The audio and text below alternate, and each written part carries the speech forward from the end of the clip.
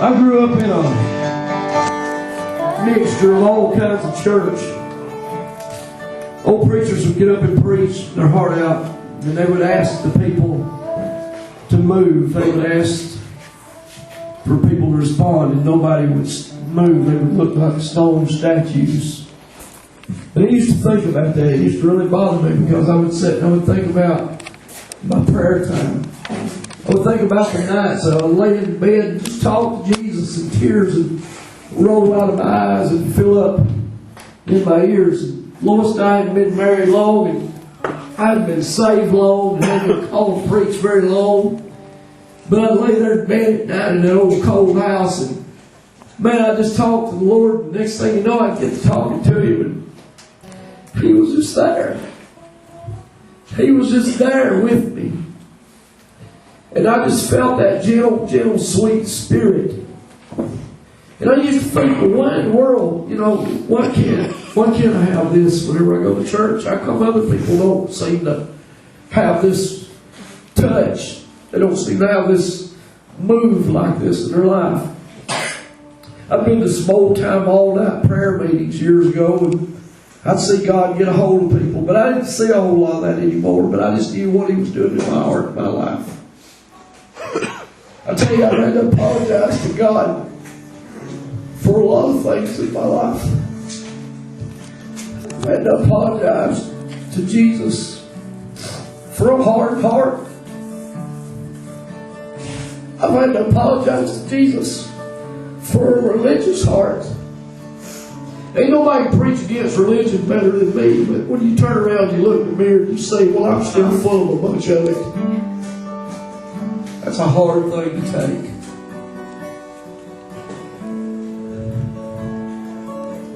I took the name off the door a long time ago.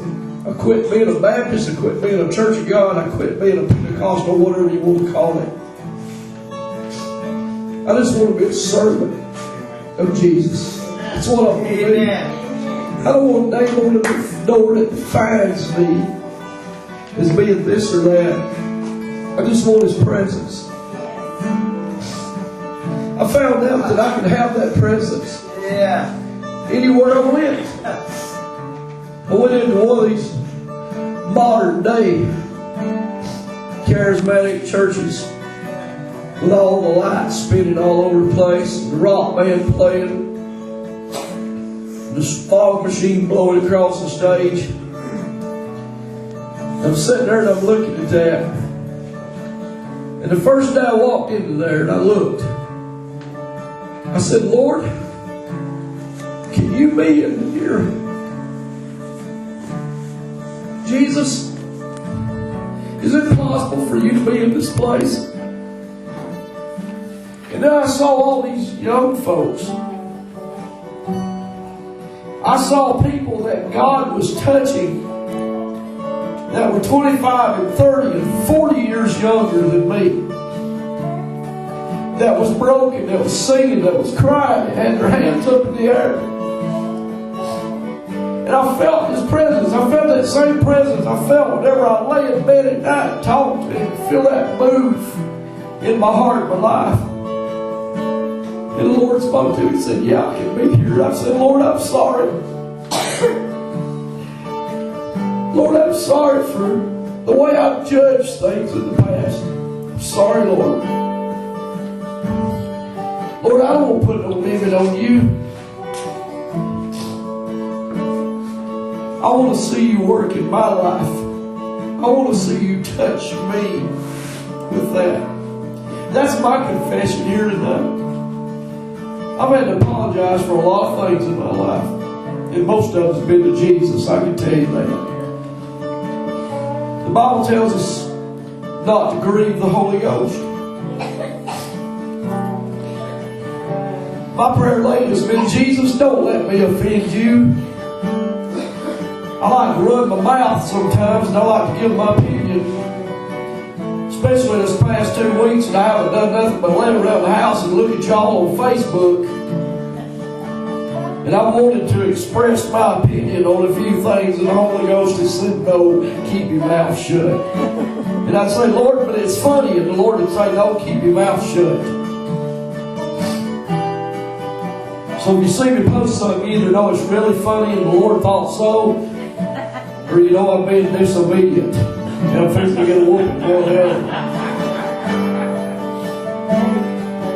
I love y'all, you know that.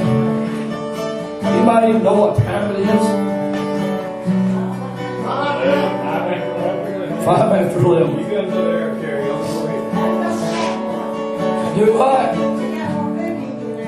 Hey, there's more food to eat, y'all. If y'all want to go second round, go get it. I'm serious. I got an hour and 40 Third minutes round. left. Some of you done been on second. You know, the Bible does talk about gluttony being a sin. Bless you, Lord. We used to have this sign at South Cat Church of God that said fast and pray. It was in the foyer. I looked at that sign and I said, that has never happened around this church. Because we press in to eat. Amen. You know, it's amazing. It's amazing what the Lord does in your life. I was thinking about something here lately. I remember going to church, and I'd hear ministers say we are about to enter into a season of prayer. I think we've been in a season around here. I'm telling you, it has been phenomenal. Thanksgiving, Christmas, the services. God's been good, you know it? Y'all done wore him out.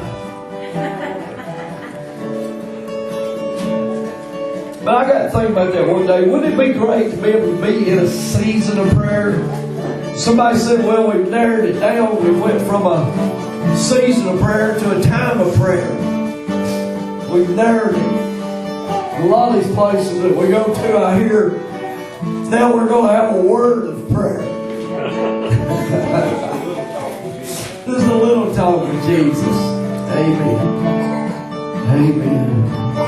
I'm glad that we're in a season. I'm glad we're in a season of the realness of His presence. He's always been with us. Always been with us. Can I encourage you this next year to bring people to this meeting? Invite folks. Bring them out with you. Let them come and be a part of this thing. Unless some of y'all got something else you want to do, I'm willing about as far as I'm going. I'm not a stickler for the law to have to go through midnight. We can stand around fellowship, have a good time just like the first century church did. Amen? We ain't got to draw a line in the sand and say we've got to be singing or praying when the clock goes on midnight, do we? Amen. Amen. You come get what you need tonight. Everybody here get what you need tonight in this place. I want to hear Marvin preach. Come on, Marvin.